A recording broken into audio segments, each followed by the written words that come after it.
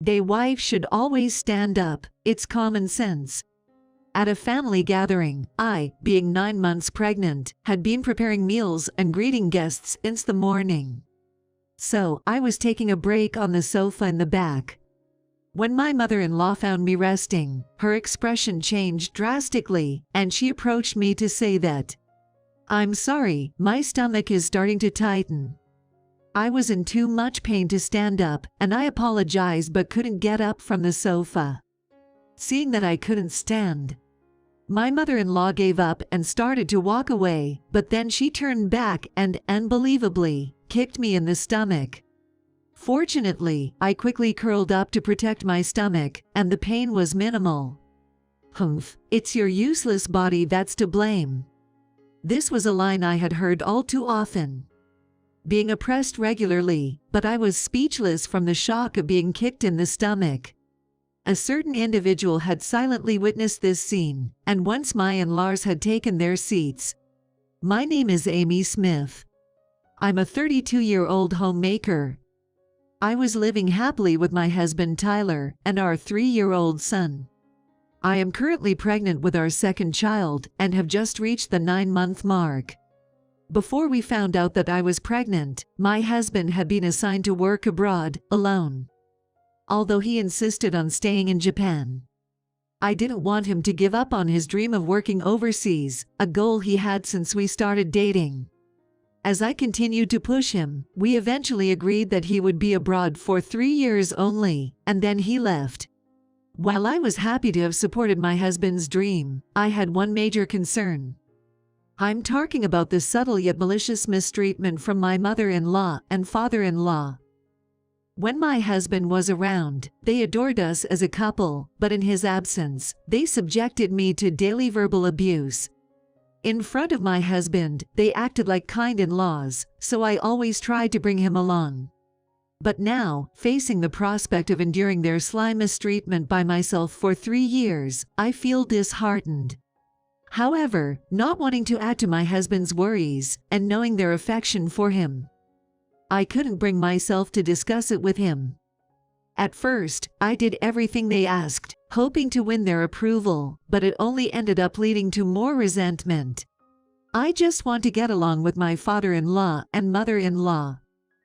Wanting to have a harmonious relationship with my husband's parents, one day I finally broke down and decided to humble myself.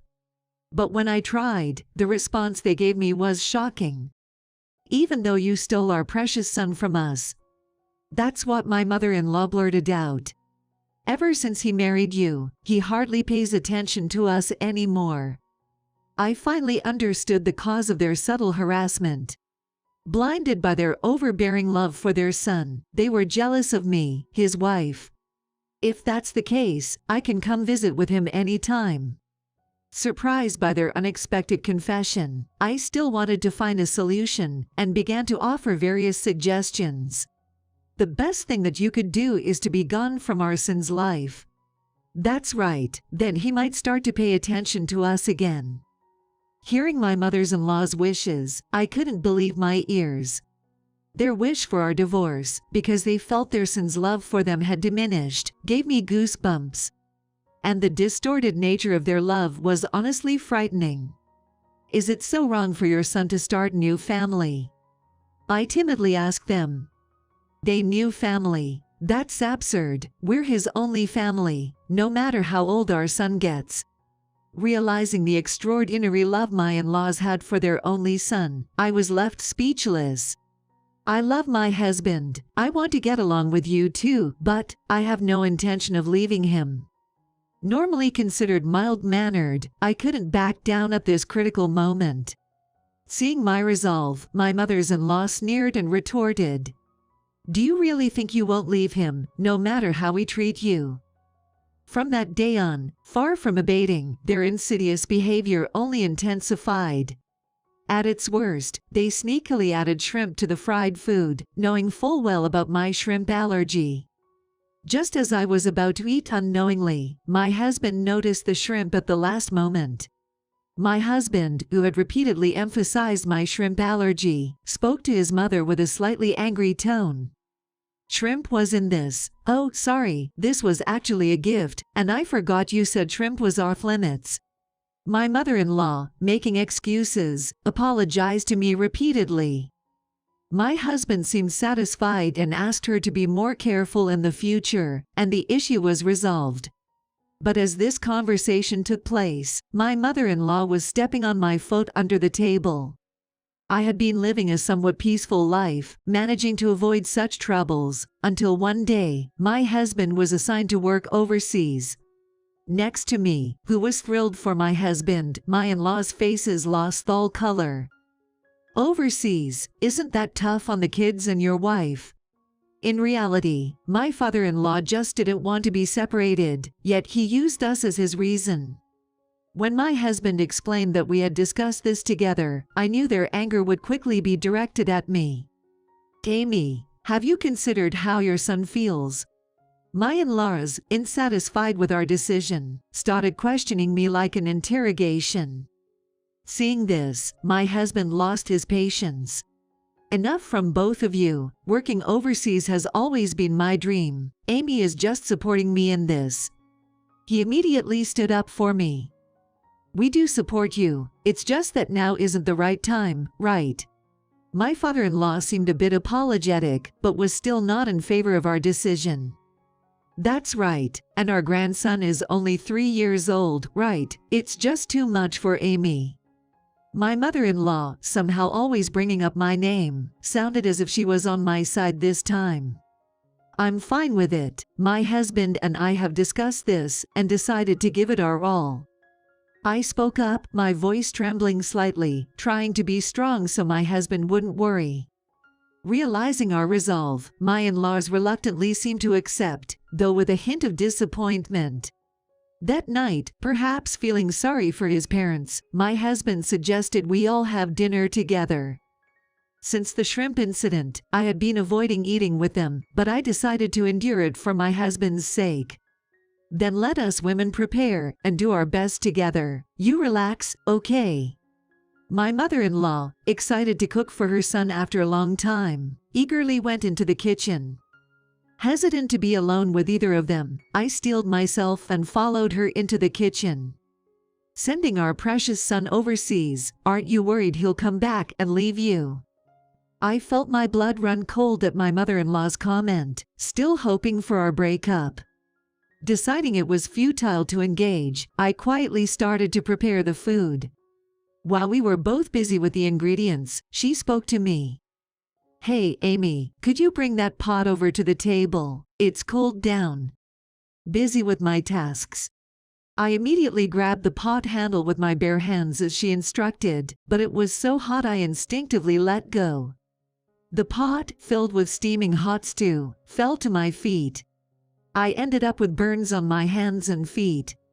At my scream, my husband and in-laws rushed over. Amy, did you touch it with your bare hands? I told you to be careful of burns. What should we do?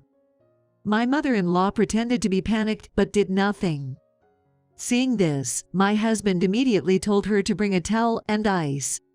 He also told my father-in-law to call an ambulance right away. Seeing my hands and feet turn bright red, I was overwhelmed with pain and frustration, and all I could do was cry and hug my husband. Thanks to his quick thinking, I received proper treatment at the hospital and was told it would take 2 weeks to fully recover. I felt my spirit breaking little by little at my in-laws' escalating ill will. As the time finally came for my husband to go overseas, I made sure to completely avoid my in-laws. Despite their attempts to show up at our house and call multiple times a day, I never responded. I mollified their request to see their grandchild by sending pictures via email. I explained to my husband that my reason for not meeting with his in-laws was due to severe pregnancy symptoms, and he understood. Half a year passed, and the annual family gathering, which my husband's family had cherished for generations, was approaching. I knew the importance of this event, and despite my husband saying I didn't need to attend, I decided to go. I informed my mother-in-law in advance by email about my participation.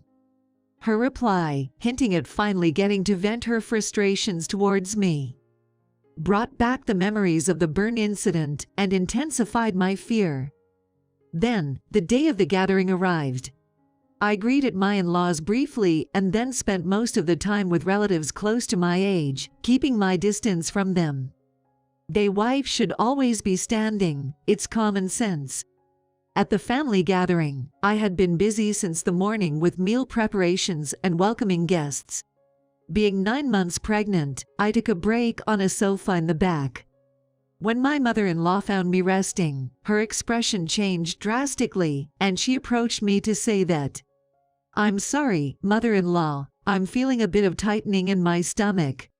I was in so much pain that I couldn't stand up, and although I apologized, I couldn't rise from the sofa. Seeing that I couldn't stand up, my mother-in-law seemed to give up and turned to leave, but then, unbelievably, she kicked my stomach. "How could you?" Fortunately, I quickly curled up to protect my stomach, and the pain was minimal.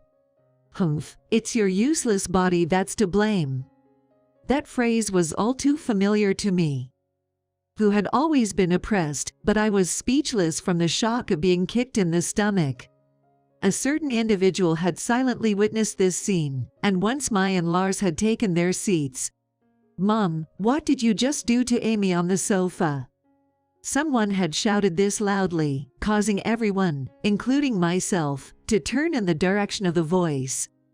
There, to my surprise, stood my husband, who was supposed to be overseas on assignment. "Tyler." My mother-in-law uttered my husband's name with a trembling voice. Enduring the pain, I slowly rose from the sofa and began to walk towards my husband. "Forget about why I'm here, I'm asking you, what did you just do to Amy?" My husband questioned his mother with an expression I had never seen before. "Tyler, why are you here?" Just the day before, he had apologetically told me over the phone that he couldn't attend the gathering because he couldn't take a long break from his overseas assignment. Being newly transferred overseas, I hadn't felt it was right to ask him to accompany me. "Amy, I came back secretly to surprise everyone." When Tyler looked at me, his expression softened from the stern one he had only a few minutes ago. Then he rushed over, embracing me and supporting my shoulder. But when I returned, I just happened to see the exchange with Mom from the entrance. He said he couldn't comprehend what he had been seeing, as he had never seen his mother's expression like that. "I was coming over to ask you about it when I saw Mom kicking you." Hearing these words, I realized he had witnessed the moment I was kicked by my mother-in-law. Looking up at my husband's face, I could see his eyes were bloodshot with anger. "Tyler, this is..." Relatives, sensing the unusual situation, started gathering in the room, making the atmosphere even more tense. "Tyler, everyone is here, let's darken another room." My mother-in-law tried to calm him down in a quiet voice, hoping to diffuse the situation. "Amy doesn't need to say anything, I will hear it directly from you." Saying so, my husband turned his face towards his mother again. "Actually, let everyone here listen to what you have to say." My husband's raised voice made the other relatives gulp and watch the situation intently. After hearing the commotion, my father-in-law and his brother, who often took charge of family gatherings, came over. "What's all this commotion about?" Sensing the seriousness of the situation, my father-in-law immediately rushed to his wife's side. His eyes widened even more when he realized that the person in front of him was his beloved son. "Hey, Dad, long time no see. I wish our reunion wasn't under these circumstances, but I've just witnessed an unbelievable scene." Seeing his father, my husband regained some composure and continued in a calm voice. "What has happened?" My father-in-law's eyes seemed a bit unsettled. It was clear that his wife had done something to me. He had always been part of my mother-in-law's bullying, but had turned a blind eye to whatever she did. "So that is, well, I was just talking with Amy." My mother-in-law, desperate to get through the situation, stubbornly refused to admit the truth about kicking me. But my husband quietly glared, willing his mother to admit to kicking me. Realizing we were getting nowhere, I finally spoke up. "You kicked me in the stomach, didn't you?" I finally revealed in front of everyone that I had been kicked in the stomach. Hearing this, all the relatives began to murmur. "Amy, how could you? I would never do such a thing." The mother-in-law was frantic and flustered, even as she yelled, "Never! What do you mean, Mom? I cite myself." My husband revealed his anger and regret at not knowing his mother's true nature, including her refusal to admit to kicking me. Surprised by my husband's readiness to confront his mother, I desperately tried to calm him down. "Come on, Tyler. Are you sure you weren't seeing things? Your mother doing such a thing?" My father-in-law stood by his wife to the very end. Hearing this, my husband's distrust only grew. "Dad, even now, you're still taking Mom's side." My husband was at a loss for words. Seeing my father-in-law's attitude, more afraid of his wife being criticized by everyone than the fact she had kicked me. "Tyler." All I could do was tightly grasp my husband's hand. I felt a sense of discomfort realizing how easily my in-laws could dismiss their daughter-in-law. And at the same time, it seemed a suspicion arose in my husband too. "Amy, this isn't the first time, is it?" My husband's intuition seemed to kick in, sensing something in my in-law's behavior. Tears welled up in my eyes from the frustration of trying not to worry my husband, and the relief that my strongest ally had finally appeared. Seeing my reaction, my husband realized it wasn't the first time. "Mom, what terrible things have you been doing to Amy?" Tyler's anger didn't subside, instead, it intensified. As he moved towards his mother, the other relatives tried to intervene. "Tell everyone here how you've hurt Amy." Hearing these words, my mother-in-law's face turned pale. She then collapsed on the ground, right there. "Tyler, even given the circumstances, it's too much to confront your mother in such a state." My father-in-law began to get angry at Tyler. "Too much? What about Amy's burn then?" My mother-in-law and I were momentarily stunned, as if our farts had frozen. And it was my father-in-law's brother who raised his voice upon hearing this. "Amy got burned." My father-in-law's brother, who had been quietly observing, thinking it was just a mother-in-law and daughter-in-law issue, spoke up for the first time, surprised by this unexpected revelation. "I thought something was odd. That day, Amy got a severe burn by holding a pot of freshly made stew with her bare hands. It seemed my husband had always been bothered by the fact that I did something I would never normally do. If Amy had been on her own, she would have checked if it was safe before holding the pot with bare hands. I had a habit of double-checking everything, whether it was cooking or leaving the house, something my husband knew well. He knew I would always confirm with the whole family. So it seemed strange to him that I held the pot without thinking. "Mom made that stew. Did she say something at the time?" As he confronted her, both my mother-in-law and father-in-law fell silent. Some relatives tried to defend them, while others expressed disbelief. I decided it was time to reveal everything. "That time, you said it was cooled down, didn't you?" I mustered up the courage to repeat my mother-in-law's words. I explained that I was busy preparing my own ingredients that day, and took her words at face value without checking the pot. "I regret that I blindly believed your words that day and suffered burns." I said that, acknowledging my own mistake. Hearing this, my mother-in-law's demeanor changed dramatically, glaring at me as she yelled, "Amy is trying to discredit us by saying that. What kind of daughter-in-law does that?" Until now, my mother-in-law, who had been subdued, seemed to get riled up when I was involved. I'm not foolish. I have saved our interactions as evidence. I had secretly been collecting evidence of the subtle harassment from my in-laws, in case I could no longer endure it. My husband looked surprised at these words. "Tyler, I'm sorry for keeping quiet. I didn't want to worry you, and I was afraid of making things worse with your parents, so it was hard to speak up." The root of my in-laws' harassment was, in a way, due to their love for their beloved son. It was a distorted love. But I wanted to avoid damaging the relationship between Tyler, who was raised with so much affection, and his parents. Unaware of my farts, my in-laws, upon hearing these words, visibly paled. "Mom, Dad, did you hear that? Even after all this, Amy was still considering us." Tyler apologized to me, ashamed that he hadn't realized earlier. "Amy, I'm really sorry my parents put you through so much pain." With tears in his eyes, Tyler apologized, and his mother shouted as if to say this wasn't how it was supposed to be. "No, it's not right. It's that woman's fault, the one who stole our precious son." This was the moment when my mother-in-law's true nature was finally exposed. The relatives around them sent cold glances her way. Even my usually stoic father-in-law, perhaps considering his brother's reputation, tried to stop her tirade. "Who stole me? Is the reason you treated Amy so terribly because of me?"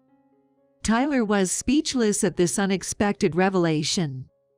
I never imagined that my in-laws' harassment was a twisted form of love. A backlash from their son's affection being given to his new family. "I'm grateful for how you raised me, but what's most important to me now is Amy and our family." Tyler expressed his feelings to his parents. He then conveyed how much we had respected them until now. I wanted Mom and Dad to realize the irreplaceable love of their grandchildren, and the love Amy has for me. Finally grasping the gravity of the situation after their son's desperate plea. My in-laws seemed to understand, and my father-in-law collapsed on the spot.